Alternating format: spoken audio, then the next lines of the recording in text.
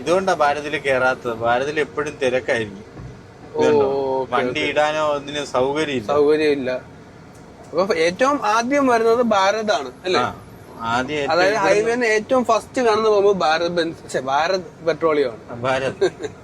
അത് കഴിഞ്ഞ് HP, രണ്ടാമത് HP വന്നിരിക്കുകയാണ്. അതേപോലെയൊക്കെ ആണ്.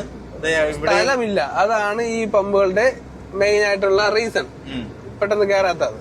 നമ്മൾ വന്നപ്പോ തന്നെ 2 കുറ്റിയിലും, അതായത് 2 ഇതിലും ആളുണ്ടായിരുന്നു. ഇവിടെയും തിരക്ക് കാണും, എന്നാലും വണ്ടി അങ്ങ് അകത്തേറിയിരിക്കും. അതെ.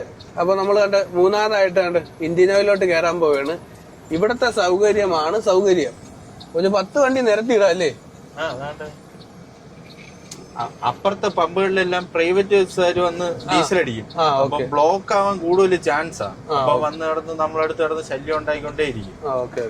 നമുക്ക് അടിച്ചോണ്ടിരിക്കുമ്പോ മാറ്റാൻ പറ്റത്തില്ല.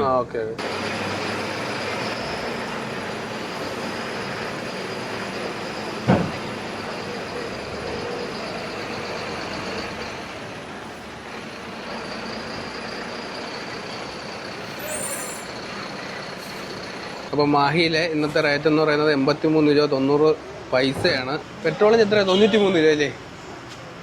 പെട്രോളിന് 90. ഓക്കെ.